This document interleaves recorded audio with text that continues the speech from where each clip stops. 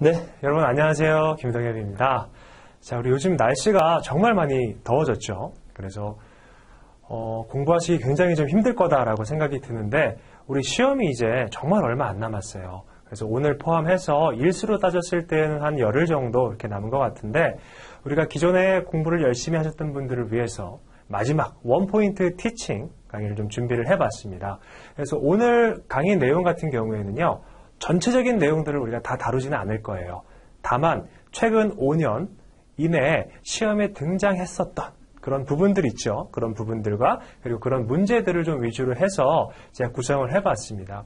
뭐 100%는 아니겠지만 그래도 이 중에 거의 90% 이상은 실제 시험하고 직결된다라고 보시면 좋을 것 같아요. 그래서 최종 정리하는 차원에서 준비를 했으니까 이 내용을 좀 잘 봐주시면 좋을 것 같습니다. 그리고 이제 보시다가 질문사항이 있으시면 채팅으로 올려주시면 제가 확인해서 답변을 좀 드리도록 할게요.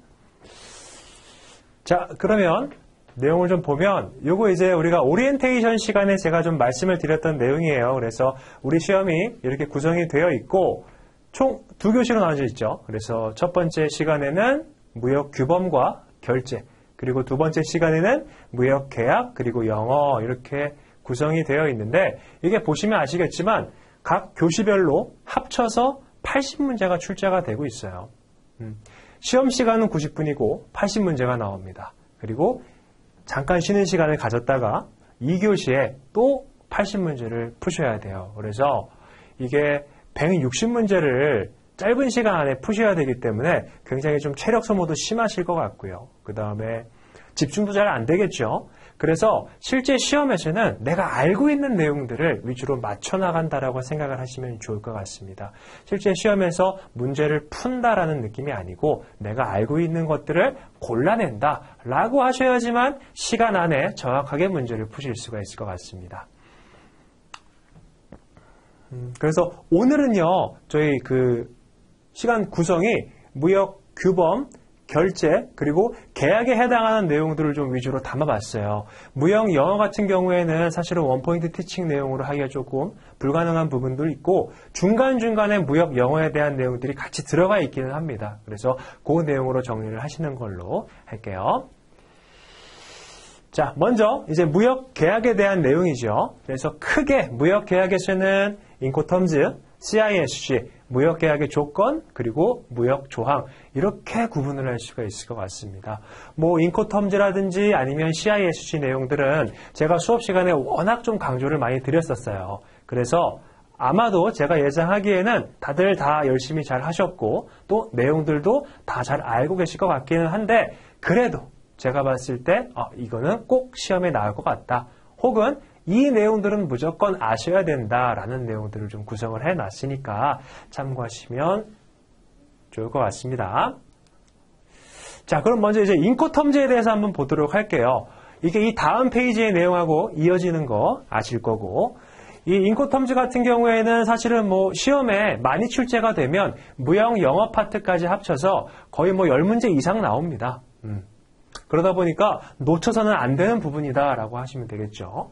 그래서 이 표는요, 제가 수업 시간에 한번 정리를 해드렸어요. 그래서 그 각 인코텀즈별로 인도, 위험, 비용의 분기점들이 어떻게 구성되는지 이 내용들을 좀 정리를 해드렸죠. 그래서 아마 이 표는요, 제가 강의가 끝나더라도 한 2주 내지 3주에 한 번씩은 혼자서 그려보시는 시간을 좀 가지셨으면 좋겠다라고 말씀을 드렸는데 이게 왜 그러냐면 우리가 무역하고 직접적으로 관련이 없거나 아니면 생소한 과목이다라고 했을 때에는 휘발성이 너무 강합니다. 한 일주일 정도만 안 보면요. 여러 개의 개념들이 이렇게 섞여가지고 기억이 잘 안 나요. 그래서 A였는지 B였는지 C였는지 기억이 잘 안 나게 됩니다. 어쨌든 그러신 분들은 지금 이 시간을 통해서 다시 한번 정리하시는 시간을 가지면 될 것 같고요. 자, 특히 이제 우리 엑스웍스가 처음에 시작을 하게 되고 제가 이 표를 그려드릴 때 매도인의 의무가 늘어나는 더 커지는 순서대로 그려야 된다고 말씀을 드렸습니다.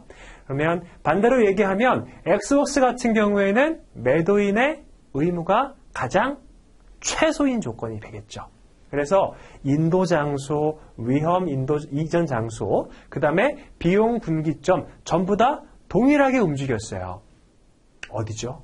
우리 이 엑스웍스에서도 알 수 있듯이 공장이 그 분기점이 됩니다. 그래서 매도인 입장에서는 물품의 원재료를 구매해서 혹은 완제품을 구매해도 상관없어요. 그 상태에서 물건을 공장에서 혹은 창고에서 매수인이 가져갈 수 있는 상태로 놨을 때 우리가 임의 처분하에 적시한다라고 얘기를 하는데 그 상태로 놔뒀을 때 매도인의 의무는 종료되는 조건이었습니다.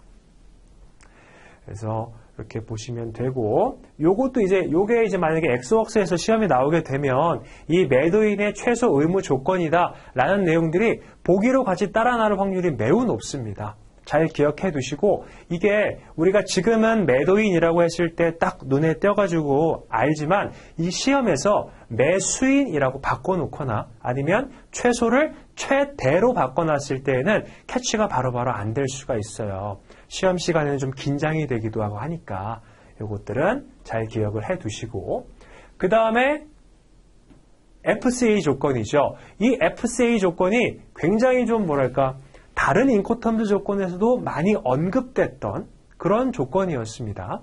특히 FCA는 우리 프리 캐리어라고 해서 운송인 인도 조건을 얘기를 했고요. 인도 장소를 크게 두 개로 나눌 수가 있었죠. 하나는 엑스웍스와 동일하게 공장에서 물품을 인도하는 경우가 있었고요. 또 다른 하나의 장소는 아예 수출국 내에 제3의 장소를 짚어서 거기에서 인도하는 방식이 있었습니다. 자, 그러면 이 공장에서 물품을 인도하는 경우하고 제3의 장소에서 물품을 인도하는 경우하고의 차이점이 뭐가 있었을까요? 공장에서 인도한다라고 했을 때에는 운송수단 있죠. 공장 앞에 대기해 있는 이 운송수단에다가 물품을 올려줄 필요가 없었어요. 매도인 기준으로 봤을 때.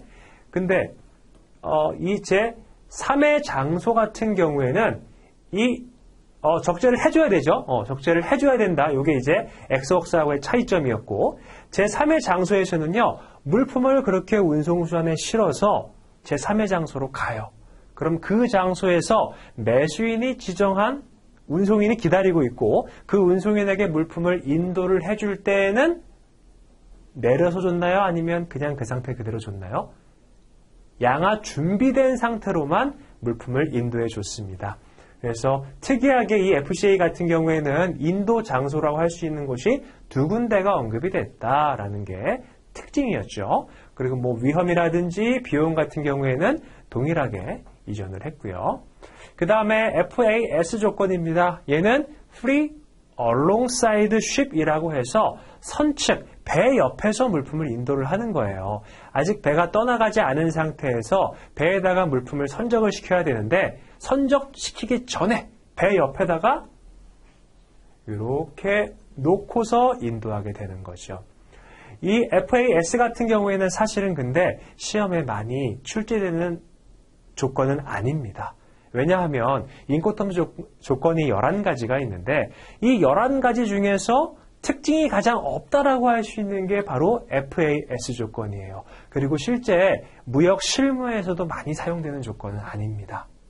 그래서 출제 빈도수는 좀 상대적으로 적다. 다만 인도 위험 비용의 이전 장소가 선측 인도다라고 하는 거는 정확하게 알고 계셔야겠죠. 자, 다음에 이제 FOB 조건이에요. 이 FOB 조건 같은 경우에는 실무에서도 많이 나오고 우리 시험에서도 굉장히 많이 출제가 되는 그런 조건이라고 보시면 될 것 같습니다. Free on board라고 해서 본선에 적재함으로써 물품을 인도하게 되는 조건이었죠. 그래서 본선 적재가 기준이 되는 거고 특히 이 엑스웍스도 다시 엑스웍스로 돌아가서 엑스웍스 같은 경우에는 보통 국내 거래에서 사용할 수 있는 조건이다라고 했던 거 기억나시죠? 근데 이 엑스웍스 같은 경우에는 수출 통관 의무가 매수인에게 있었습니다. 그러다 보니까 매수인이 조금 부담을 가지게 되고 그런 경우에 바꿔서 대체해서 사용할 수 있는 조건이 FCA 조건이었어요. 그 다음에 두 번째로는 이 FAS, 그 다음에 FOB, 그리고 뒤에 넘어가서 CFR, CIF 이렇게 네 가지가 전부 다 어떤 조건이었어요? 해상 및 내수로 운송 전용 조건이었죠. 그래서 특히 이 FAS하고 FOB 같은 경우가 컨테이너를 운송하는 거하고 연결이 됐다라고 했을 때에는 뭘로 써야 되죠? FCA를 사용해야 된다라고 언급이 되어 있었습니다. 그래서 FCA가 노출되는 부분이 많기 때문에 상대적으로 시험에 많이 나올 수밖에 없어요. 자, 그렇게 보시고 그 다음에 이 CFR 한번 보도록 하겠습니다. CFR 조건은요, FOB 조건하고 같이 연동해서 보시는 게 좋다라고 말씀드렸죠. 왜냐? 얘도 그렇고 전부 다 물품의 인도 장소가 본선 적재되는 시점이기 때문에 그랬어요. 근데 이 위험 이전 장소 같은 경우에는 동일합니다. 본선 적재. 다만 CFR부터는 매도인이 운송계약을 체결을 하고 운임을 지급을 해줬어야 돼요. 그래서 비용 분기점 같은 경우에는 운임이 추가되어 있다라고 보시면 되겠고, 특이한 점은 본선 적재되는 시점에 인도와 위험이 이전이 되는 거고, 비용 같은 경우에는 수입항까지의 운송계약을 체결을 하고 운임을 매도인이 지급을 해야 되기 때문에 분기점이 두 개로 나뉘어집니다. 자, 그럼 퀴즈를 하나 낼게요. 만약에 해상 운송 구간에서, 즉 수입국으로 가는 해상 운송 구간에서 물품의 사고가 발생을 했어요. 그러면 해당 물품은 누구 손실일까요? 매도인과 매수인 중에서 이미 본선 적재, 즉 수출국 항구에서 물품을 선박에 적재시킴으로써 위험이 매도인에서 매수인에게로 이전이 돼버렸기 때문에 그 이후에 발생하는 손해에 대해서는 매수인이 책임을 지는 겁니다. 그래서 그 부분 정확하게 알고 계셔야 돼요. 그래서 해상 운송 구간에서 만약에 필요하다라고 느껴지면 매수인이 보험에 가입을 하겠죠. 그렇게 보시고. 자, 그 다음에 CIF입니다. 동일하고요. 얘는 이 CFR에 운임에 추가해서 이제 보험 계약을 누가 들어줘야 돼요? 매도인이 들어줘야 되는 거예요. 근데 하나 중요한 거는 뭐다? 이 보험 계약에 따라서 손상이 발생했을 때 보험금을 받을 수 있는 주체, 즉 피보험자가 누구다? 리스크, 위험을 가지고 있는 매수인이다라는 겁니다. 그래서 이거 다 봤던 내용이니까 기억나실 거예요. 특히 CIF에서는 ICC C 조건으로 부부해주면 됩니다. 자, 넘어가서 그럼 이제 CPT하고 CIP가 나오죠. 얘네들은 CFR, 그 다음에 CIF에서 뭐만 바뀐 거예요? 해상 내수로 전용 운송이 아니라 복합 운송 전용 조건이었습니다. 그래서 인도 장소도요, 운송인 인도 FCA의 내용이 일부 적용이 되죠. 그 다음에 요거는 제3의 장소는 이 운송인 인도하고 같이 보시면 될 것 같아요. 그래서 제3의 장소에서 운송인에게 인도하면서 인도가 되고 그 장소에서 위험이 이전이 되고, 다음에 비용은 아까 CFR하고 비슷한 뉘앙스죠. 운송비. 얘가 운임이라는 말이 안 들어가고 운송비라고 들어간 이유는 운임은 보통 배에만 사용이 돼요.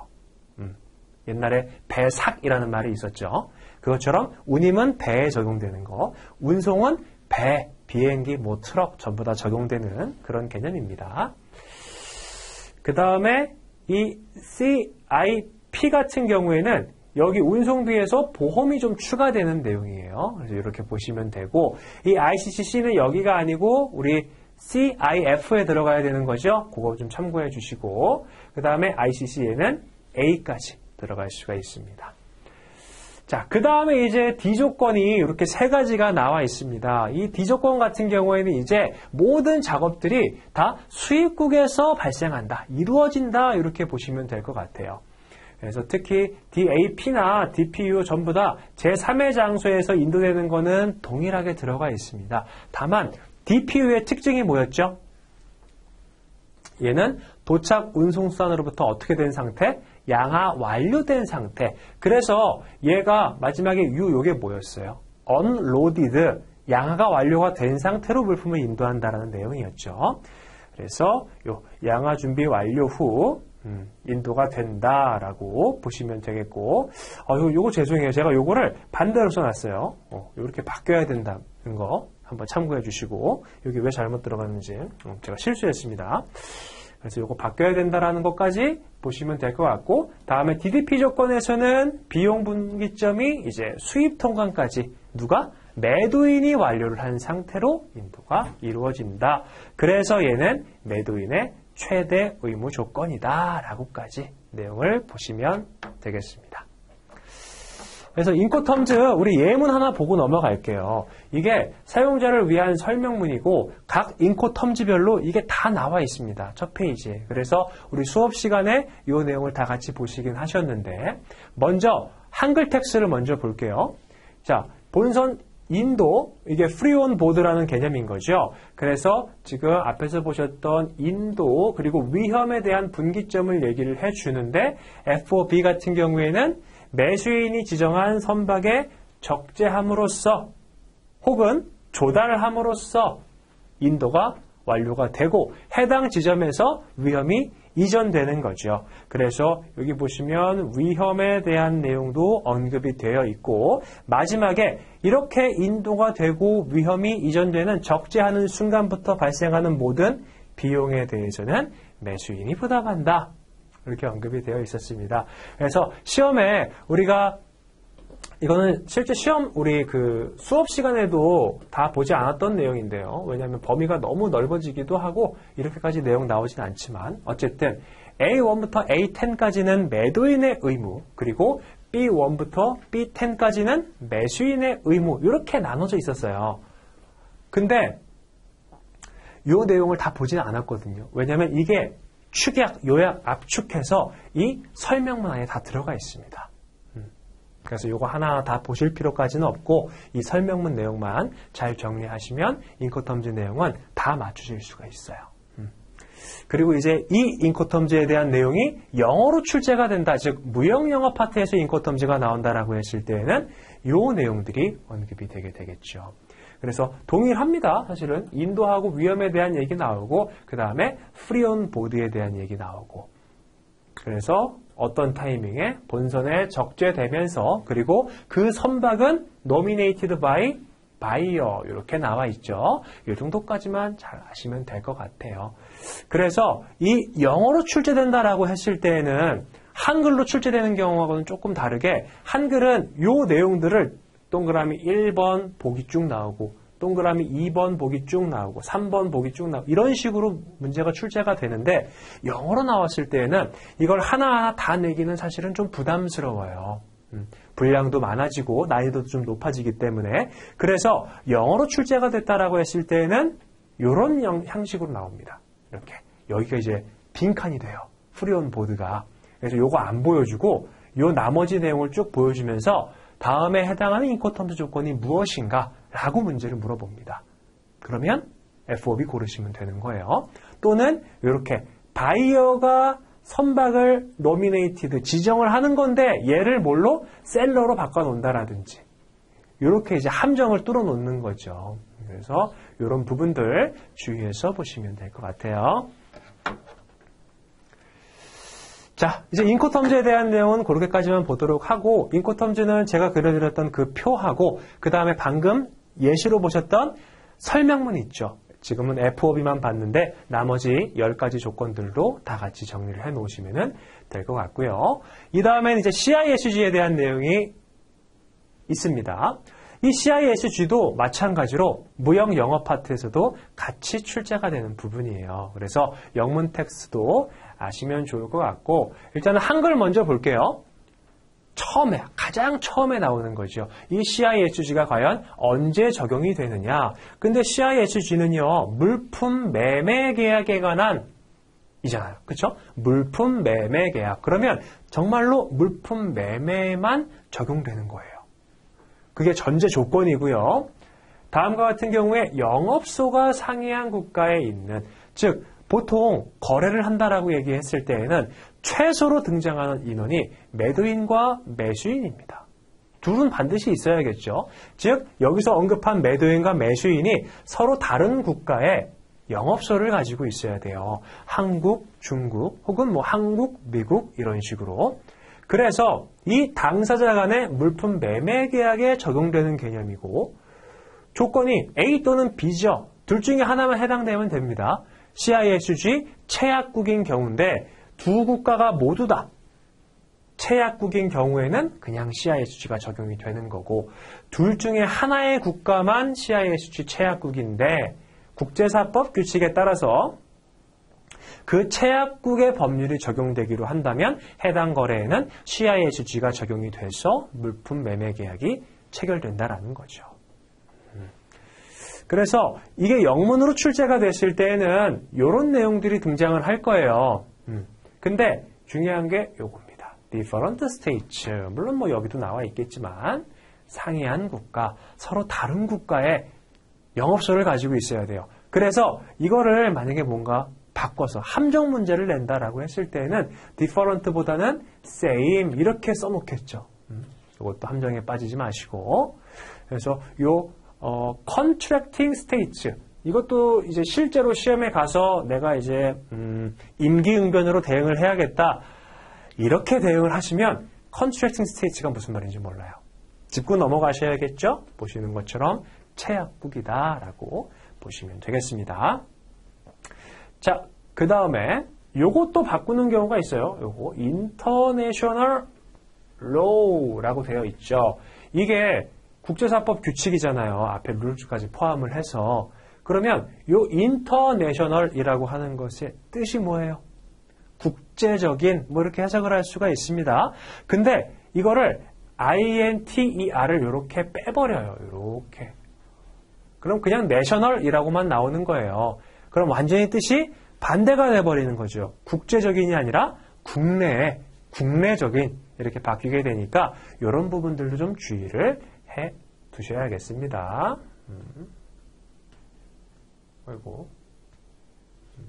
요거 잘 기억해 두시고 그 다음에 이제 사망으로 좀 내려가 보게 되면 이 당사자의 국적, 그 다음에 당사자 계약의 민사상, 상사상 이게 민사계약인지 상사계약인지 그리고 당사자가 서로 한국하고 미국에 영업소를 가지고 있는데 국적이 똑같이 한국이에요. 그거 상관없다라는 얘기예요. 국적은 관계없이 그냥 서로 다른 국가에 매도인과 매수인이 영업소를 가지고 있으면 CISG는 적용이 된다. 그래서 영문 텍스트도요. 맨 앞에 뭐가 나와 있어요? neither가 나와 있고 중간에 뭘로 연결돼요? nor로 연결이 되는 겁니다. 그럼 만약에 우리가 바꾼다라고 했을 때 우리가 문제를 출제하는 입장이다 라고 봤을 때는 저거를 뭘로 좀 바꾸고 싶어요? neither가 아니라 either 이런 식으로 쓰고 싶겠죠. 반대말. 그 다음에 nor가 아니라 either는 OR로 연결되니까 요걸 요렇게 넣어 놓습니다. 그래서 이런 부분들 잘 체크해 두시고요. 그 다음에 CISG 2조에는 또 정말 중요한 게 하나가 있었어요. 이것들이 물품 매매 계약임에도 불구하고 적용 제외 상황에 해당하면 CISG는 적용하지 않았습니다. 그래서 개인용, 가족용, 가사용, 즉 개인적으로 사용하려고 하는 물품에 대한 거래. 우리가 해외 온라인 사이트에서 물품을 구매해서 물품을 받게 되는 해외 직구 있죠. 직접 구매. 그런 것들도 CISG 적용돼야 안 돼요? 안 돼요. 왜냐? 개인용 구매니까. 그렇게 기억하시고 그 다음에 경매, 강제집행, 주식, 지분, 투자증권, 선박, 부선, 항공기 이런 것들 전부 다 안 됩니다. 특히 이 전기의 매매 같은 경우에도 안 된다라고 나와 있잖아요. 이게 만약에 시험 문제에 나오게 되면 한글 파트에서 나오는 게 아니라 영어 파트에 등장을 하게 됩니다. 무슨 얘기냐? 일단은 여기에는 not apply가 들어가야겠죠. 적용되지 않는다라는 내용이 언급이 되면서 이제 개인적으로 또는 경매, 강제집행 이런 것들 쭉 언급이 되고 마지막에 여기 electricity라고 전기에 대한 내용이 나와 있잖아요. 근데 이게 참 치사해요. 문제가. 뭐냐면 예를 들면 electronics 이거 보면 우리 electricity, 전기 이렇게 참 외우고 다니는 경우가 많지는 않거든요. 이걸로 바꿔내는 거예요. 그러면 무슨 느낌이에요? 얘는 전기공학이에요. 완전히 다른 의미가 돼버리는 겁니다. 이런 식으로도 함정을 파니까 주의하시면 좋을 것 같아요. 그래서 이 이항 같은 경우에는 좀 뭔가 규모가 크고 이런 것들, 그 다음에 D 같은 경우에는 결제수단 같은 얘기를 하고 있는 거죠. 그리고 강제집행이나 경매 이런 것들도 전부 다 제외된다라고 보시면 되겠습니다.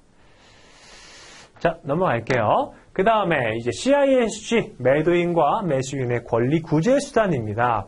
이 내용 보시기 전에 매도인과 매수인의 의무가 있었는데 그거 기억나세요?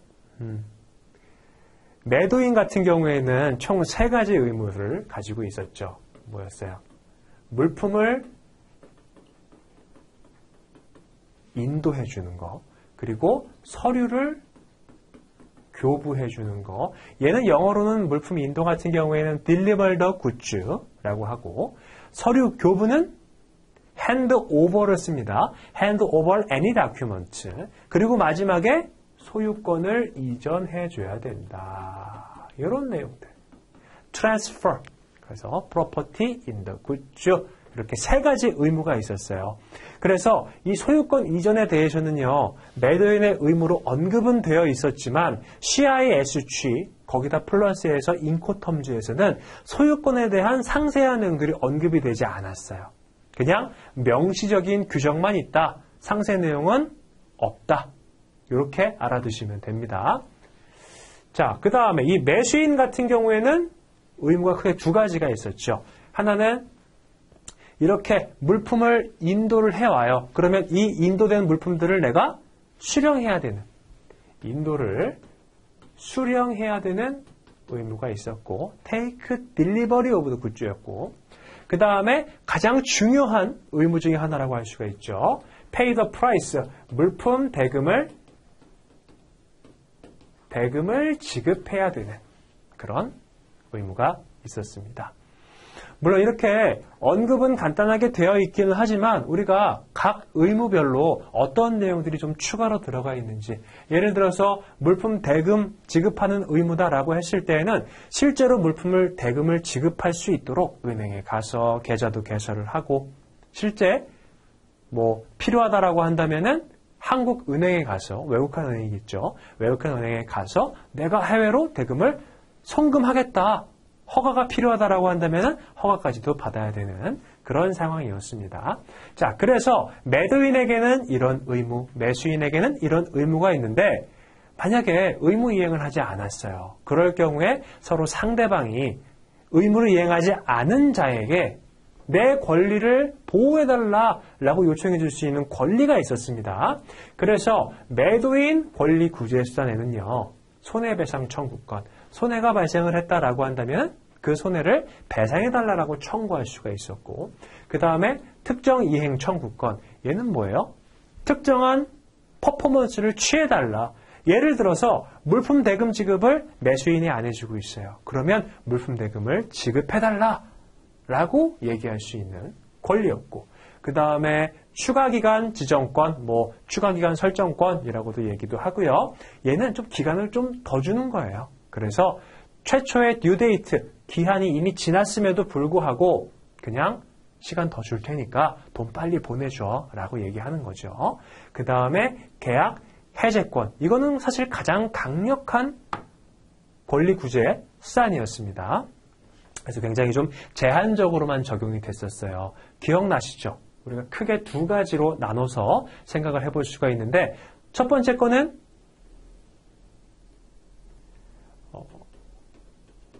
본질적 계약 위반이 있는 경우, Fundamental Breach of였죠. 그리고 2번째로는 위에서 보셨던 이 추가기간 지정 관련해서 추가기간을 지정했음에도 불구하고 그 기간 안에 또 안 한 거예요. 또는 추가기간을 지정을 해줬는데 연락이 온 거예요. 추가기간 지정하더라도 나 이행하지 않을 거야. 그렇게 선언을 했다라고 한다면 계약 해제를 할 수 있었습니다. 그리고 마지막에 이제 이 매도인 권리 구제수단 관련해서 시험에 가장 잘 나오는 게 바로 이 물품 명세 확정권이에요. 왜냐? 뭐 다른 것도 그렇긴 하지만 이 특정 이행 청구권, 추가기간 지정권, 계약 해제권, 손해배상 청구권 다 누구 거하고 타이틀이 똑같아요. 매수인 거하고 사실은 겹쳐요, 다. 매도인이 고유로 갖고 있는 권리 구제수단은 요겁니다. 그래서 이게 시험에 잘 나올 수밖에 없고, 물품 명세 확정권 같은 경우에는 해당 물품의 명세, 뭐 색상이라든지 아니면 물품명이라든지 이런 것들이 계약 당시에 책정되어 있지 않았음에도 불구하고 나중에 매수인이 지정을 해줘야 되는데 지정 안 했을 때 누구 거를 효력을 가져요? 매도인이 지정한 물품 명세가 효력을 갖는다. 다만 매수인이 그거 싫다, 내가 따로 지정하겠다 라고 얘한테 다시 통지를 하게 되면 그걸 따라가는 거죠. 자, 그 다음에 이제 매수인의 권리 구제수단을 내용을 보시면 이거는 겹치죠? 얘도 겹치죠? 대체품 인도 청구권, 물품이 왔는데 뭔가 잘못 왔어요. 제대로 된 물품을 보내달라 라고 할 수 있는 거고, 그 다음에 하자 보완권, 물건이 왔는데 손상돼서 왔어요. 이거 고쳐달라, 하자를 보완 요청할 수 있는 거. 추가기간 지정권은 겹치고요. 계약 해제권도 마찬가지고, 그 다음에 대금 감액 청구권 같은 경우에는 내가 100원을 주기로 했는데 물품값으로 봤는데 30%가 손상돼서 왔어요. 그러면 얼마만 주면 돼요? 70원만 주면 되는 거죠. 그래서 30%에 해당하는 30원을 감액해달라 라고 요청할 수 있는 권리고요. 계약의 일부 해제권, 이거는 이제 이 매수인 권리 구제수단 쪽에 같이 있어가지고 여기다 넣어놨는데, 예를 들면은 물품을 100개를 주문을 했는데 그 중에 50개가 하자가 있는 거예요. 그러면 그 계약의 일부에 대해서 해제를 할 수가 있었죠. 자, 그렇게 해서 CI의 수지 내용 보셨습니다. 자, 그 다음에 이제 세 번째 파트, 무역계약의 주요 조건 내용을 한번 보시도록 할게요. 그래서 이 무역계약의 주요 조건 같은 경우에는 그 교재마다 내용이 조금씩 다른 게 뭐가 있냐면, 무역계약의 8대 조건이라고 해놓는 데도 있고 7대 조건, 6대 조건 이렇게 조금 나뉘어져요. 근데 뭐 어차피 6개를 얘기하느냐 8개를 얘기하느냐 이거에 따라 좀 내용이 달라지는 거거든요. 그래서 이런 내용들을 쭉 한번 보시도록 할게요. 이미 다 보신 내용들이니까. 특히 이제 품질 조건 같은 경우가 내용이 가장 많았습니다. 그래서 견본 매매, 얘는 견본으로 물품을 거래하게 되는 거죠. 실제 이 샘플을 가지고 나중에 도착하는 물품의 품질이 계약에 일치하는지 그렇지 않은지에 대해서 판단을 하는 거고요. 그 다음에 점검 매매, 얘는 물품이 도착하게 되면 수입자가 한번 물품의 상태를 점검을 해보고 그 다음에 대금을 지급하겠다라는 조건이었고요. 그 다음에 상표 매매, 국제적으로 좀 유명한 상표들이 있죠. 그런 상표들 같은 경우에는 그냥 해당 물품의 상표만 잘 붙어 있어도 품질이 계약에 부합하는 걸로 판단을 할 수가 있었고, 그 다음에 네 번째, 명세서 매매, 뭐 비행기라든지 아니면 기차 혹은 엄청 커다란 기계, 장비 이런 것들은 사실은 샘플로 거래하기는 힘들어요. 그러니까 뭐 비행기 거래한다라고 해서 비행기 하나를 샘플로 만들어줄 건 아니잖아요. 그러니까 얘네들은 명세서, 예를 들면 설계도라든지 이런 것들로 거래를 하게 되고, 나중에 완제품이 나왔을 때에는 최초에 제한된 설계도 내용대로 잘 만들어졌는지를 추후에 평가하겠죠. 그 다음에 표준품 매매라고 해서 Sales by Standard 나와 있죠. 얘는 FAQ, 그 다음에 GMQ, Good Merchantable Quality, 그 다음에 USQ, Usual Standard Quality 이렇게 나와 있었고, 요 세 개가 이렇게 표준품 매매에 해당하는 개념이다라고 기억나실 거예요. 그래서 얘는 품질 조건, 시기가 선적 품질 조건, 그리고 GMQ 같은 경우에는 양육 품질 조건 이렇게 나뉘었고요. 특히 FAQ 같은 경우에는 곡물류에 많이 적용이 됐고, GMQ는 목재, 그리고 냉동 어류, USQ는 이건 없고 대신에 뭐 인삼이라든지 아니면 오징어 이런 거래에 사용이 됩니다. 그래서 GMQ가 목재 그리고 냉동 어류 여기에 사용되는데 이 냉동 어류하고 오징어하고 좀 구분을 해 두세요.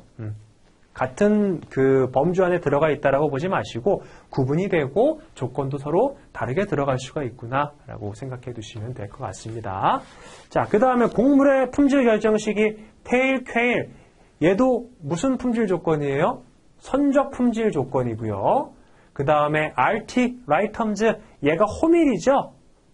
양육 품질 조건이었고 그 다음에 SD C 데미지드 같은 경우에는 기본은 뭐예요? 일단 기본 컨셉은 선적 품질 조건이에요. 그런데 이 해수 피해에 대해서는 셀러가 수입항까지 도착할 때까지 케어해주는 조건이었습니다. 그래서 이게 얼핏 보면 선적 품질 조건이 선적 품질 조건이 얘도 변형된 선적 품질 조건이기 때문에 기본 컨셉은 선적 품질 조건이에요. 그러면 다음 중 선적 품질 조건이 아닌 걸 골라라 라고 했을 때에는 FAQ, TQ, SD는 일단 선적 품질 조건 쪽으로 넣어놓고 얘나 얘 중에 뭐가 하나 보기가 나오겠죠. 그렇게 보시고 다음에 이제 두 번째 수량 조건으로 넘어갔습니다. 이 수량 조건 같은 경우에는 뭐 톤에 대한 얘기가 좀 몇 개 나왔었어요. 그래서 뭐 MT 톤이라든지 롱 톤이라든지 톤도 종류가 굉장히 여러 가지가 있었고 우리가 각각 킬로그램으로 변환했을 때 얼마나 되는지도 한번 보셨었어요.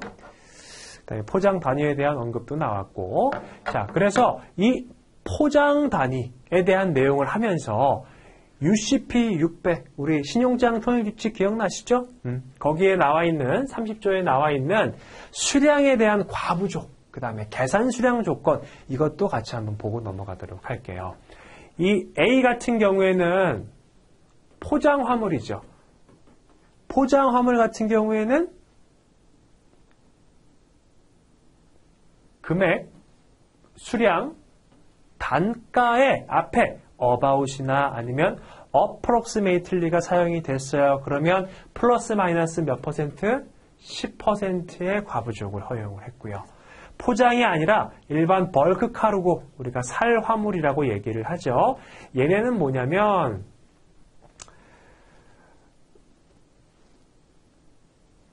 플러스 마이너스 5%의 과부족을 허용을 하는데 중요한 거는 얘는 about approximately가 들어가 있어야지만 적용되는 거고 얘는 아무런 언급이 없다 하더라도 적용이 된 겁니다. 다만 그 전제 조건은 뭐예요?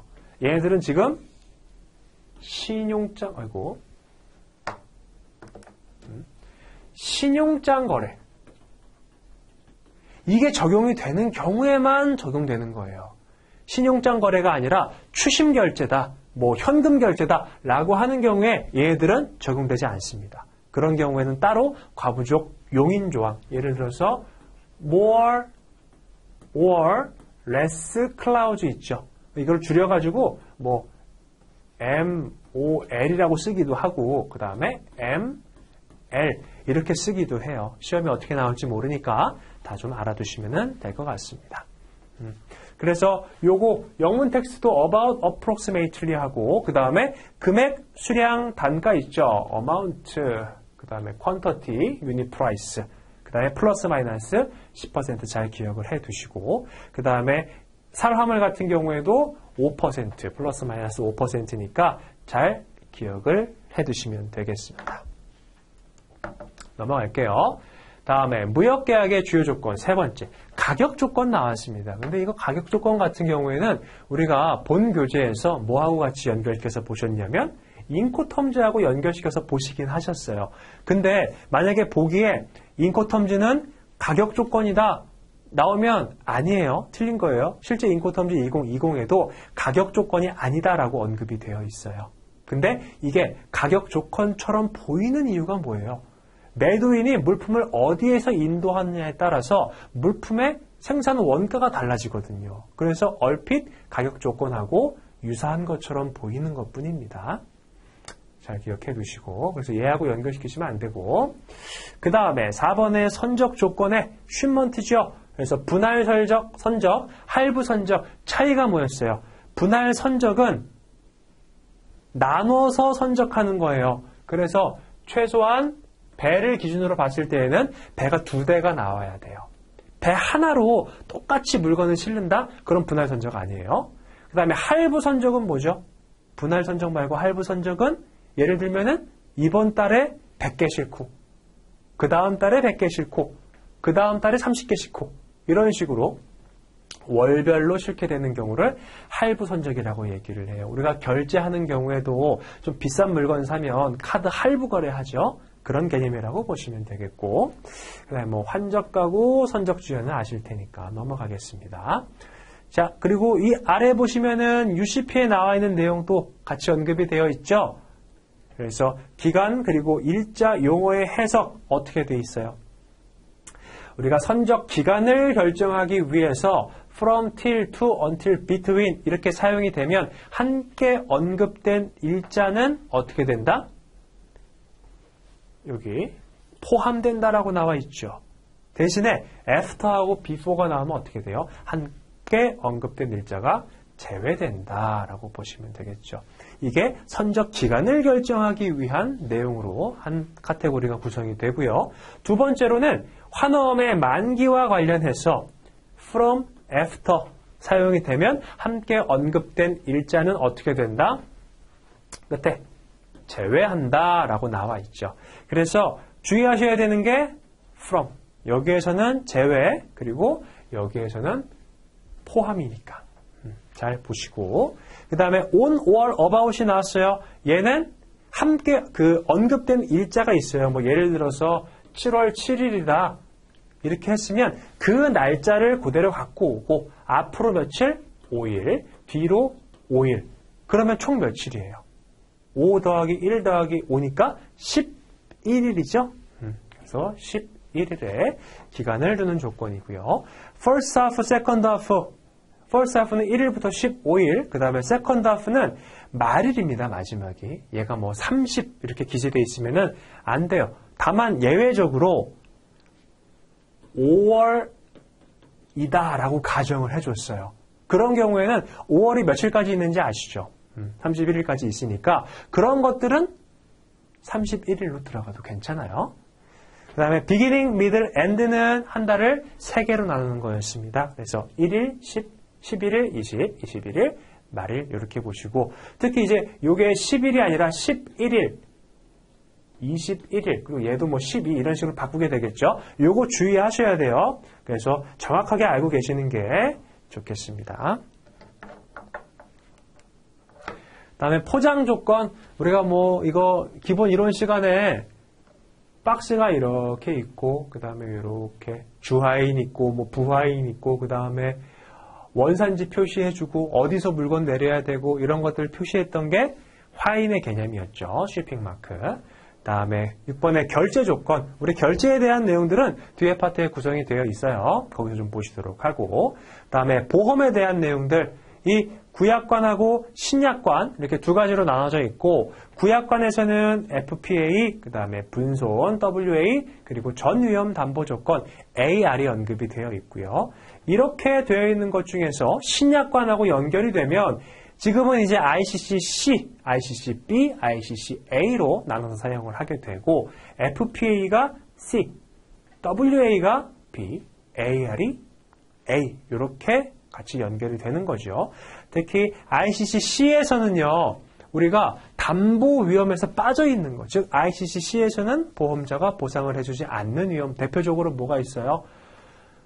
지진, 아니면 뭐 낙뢰, 그리고 워싱 오버보드라고 해서 가판 유실, 이런 것들은 ICC-C에서는 담보하지 않았습니다. 그리고 면책 위험 같은 경우에도요, 이런 경우, 예를 들어서 제3자가 고의로 해당 피보험 목적물을 망가뜨려요. 또는 피보험자가 고의로 해당 피보험 목적물을 망가뜨려요. 그럴 경우에 보험자는요, 전부 다 면책이 돼요. 다만 예외 조항이 뭐가 있어요? ICCA에서는 제3자가 고의로 물품을 손상시켰을 경우에는 보험자가 면책되는 거에서 빠져 있습니다. 바꿔 말하면 보상을 해준다라는 거예요. 그래서 그것도 면책에 대한 내용이 시험에 문제가 출제가 되면 ICCA가 나올 거고 담보 위험에 대한 문제가 나오게 되면은 ICCC가 나올 확률이 매우 높겠죠.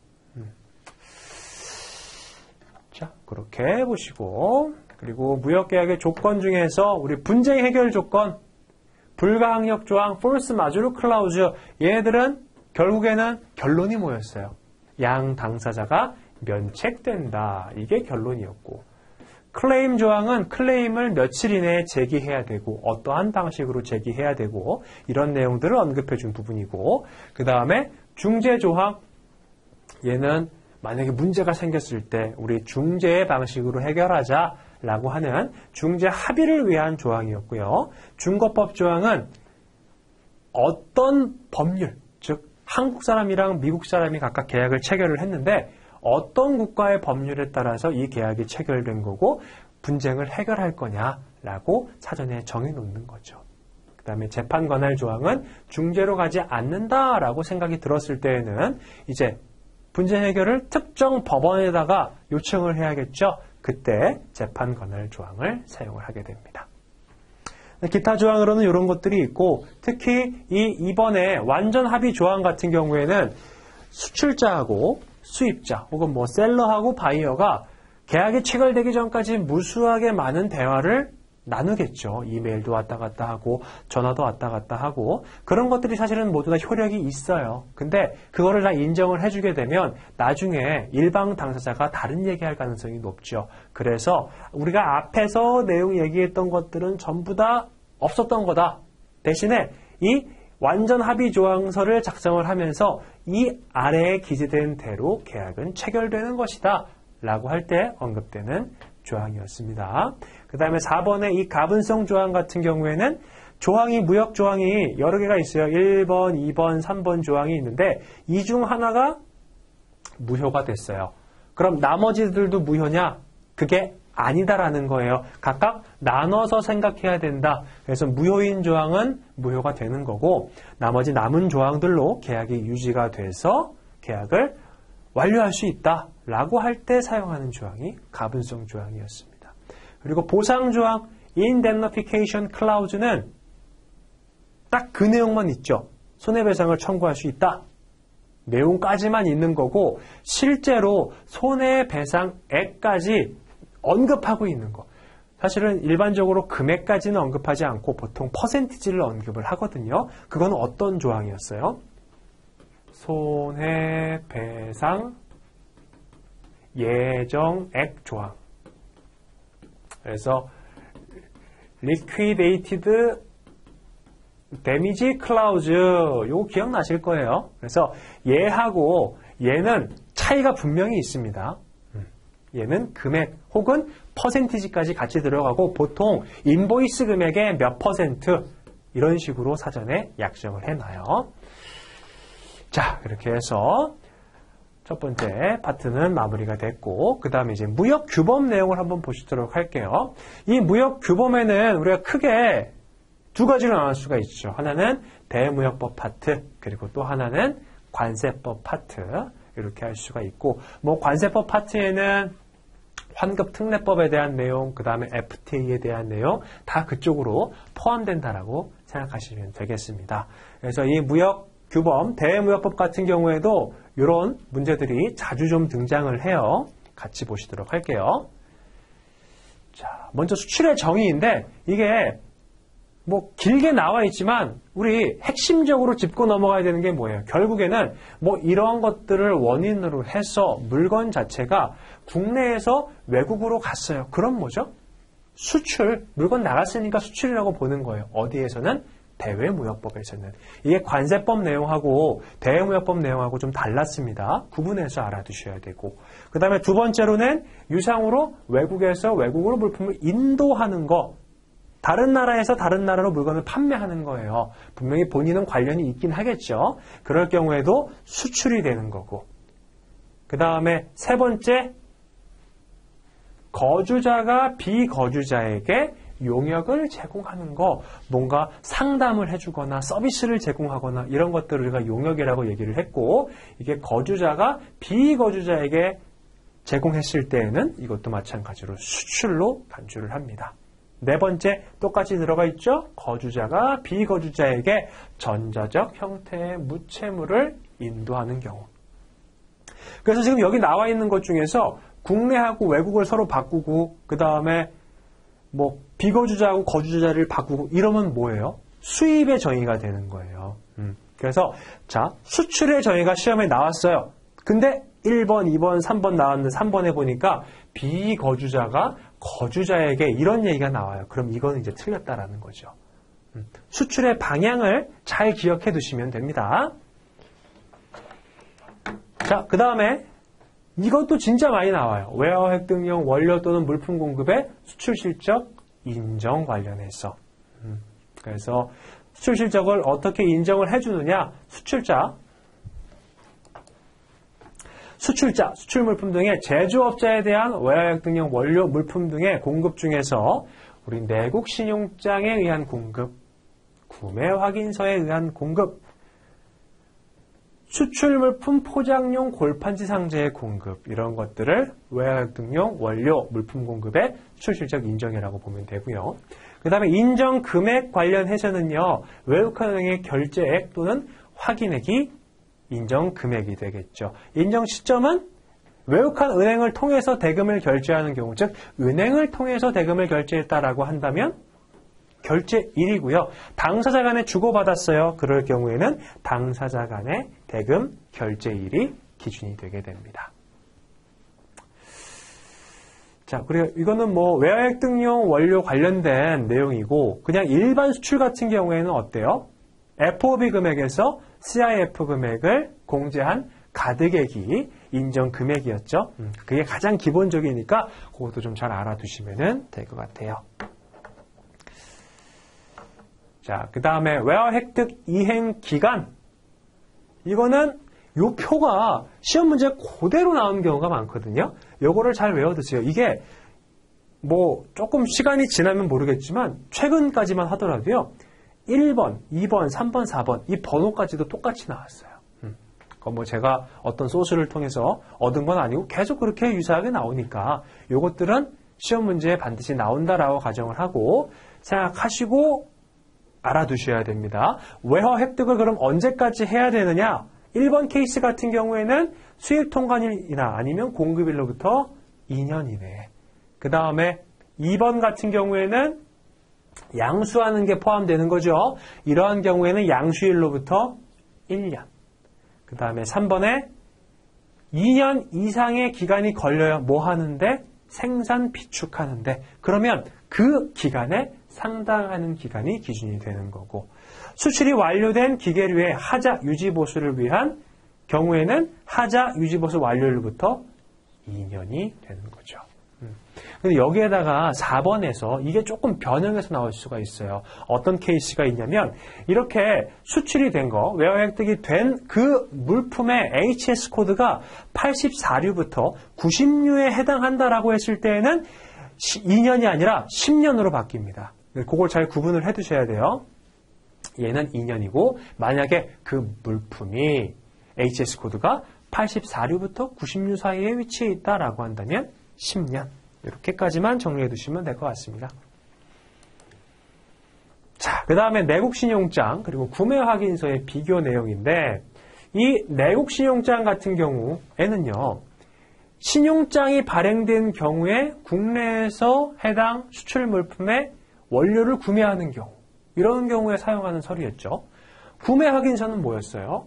얘도 똑같습니다. 결국에는 내국신용장처럼 수출하기 위해서 원료를 국내에서 구매하게 되는 경우에 사용하는 서류인데, 얘는 신용장 거래에서 사용하는 거고, 얘는 신용장 거래가 아니라 뭐 현금 거래, 추심 거래 이런 경우에 사용하는 거였죠. 그래서 둘 다 부가가치세 같은 경우에는 영세율을 적용을 해줍니다. 왜냐하면 수출에 사용될 거니까 수출하는 거하고 동일하게 간주해 준다라는 거죠.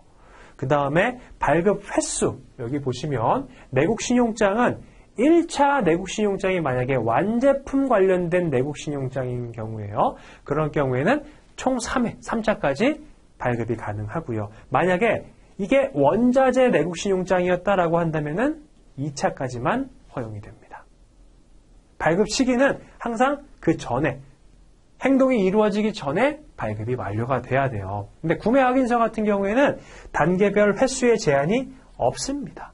그리고 발급 시기도요, 미리 해도 되고 나중에 해도 돼요. 그래서 요게 이런 것들을 외우기 좀 힘드시잖아요. 어떤 컨셉으로 보시면 되냐면 내국 신용장보다 구매 확인서에 좀 더 혜택을 준다라고 생각하면 발급 횟수에 얘는 제한도 없고요. 그다음에 발급 시기도 나중에 해도 돼요. 그래서 이렇게 암기해 두시면 될 것 같아요. 자, 그 다음에 이제 특정 거래 형태에 대한 내용이 쭉 나오는데 우리 이 특정 거래 형태는 뭐 다 우리가 그 설명을 드리긴 했어요. 수업 시간에 다 내용을 설명을 드렸고 이게 특정 거래 형태에 해당하는 문제가 사실은 한 문제 정도 나온다라고 보셔도 되거든요. 만약에 문제가 단독으로 출제가 되지 않는다라고 했을 때에는 다른 문제의 보기로서 나올 수가 있습니다. 그러니까 각 개념들 잘 알아두시면은 될 것 같아요. 요거는 그냥 넘어가도록 할게요. 특히 이 연계무역 같은 경우에는 4가지가 있죠. 물물교환, 구상무역, 대응구매, 제품환매 이렇게 되어 있고 이 구상무역하고 대응구매 같은 경우에는 차이점이 하나 큰 게 있었어요. 뭐냐면 얘는 계약서가 하나, 얘는 계약서가 2개였죠. 그걸로 구분하시면 되겠습니다. 자, 그리고 전략물자 수출입 허가, 요것도 기억나실 거예요. 그래서 허가를 받을 수 있는 게 크게 3가지 케이스가 있었고, 하나는 수출 허가 자체, 전략물자에 대해서는 수출 허가, 그 다음에 대량 파괴 무기하고 미사일 같은 경우에는 상황 허가, 그리고 전략물자를 제3국에서 다른 3국으로 중개무역을 하는 거죠. 그런 경우에는 중개 허가를 받았어야 한다라고 보시고 이 전략물자는요. 실제 전략물자에 해당이 되는지 안 되는지 판단을 해야 돼요. 그렇죠? 그래서 이 판정 신청을 받았다라고 한다면 15일 이내에 알려줘야 되는 거고요. 이 판정의 유효기간은 판정일로부터 2년. 그래서 2년 동안은 해당 판정을 근거로 해서 계속해서 거래하면 되겠죠. 그 다음에 플랜트 수출입니다.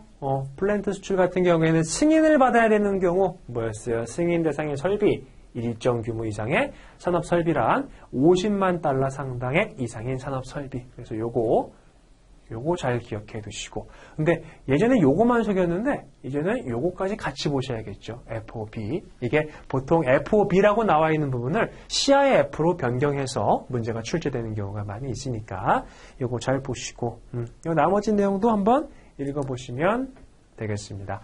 자, 그렇게 해서 일단은 무역규범, 대무역법까지 내용을 조금 보셨고요. 우리 15분 쉬었다가 그 다음 2번째 시간 갖도록 하겠습니다.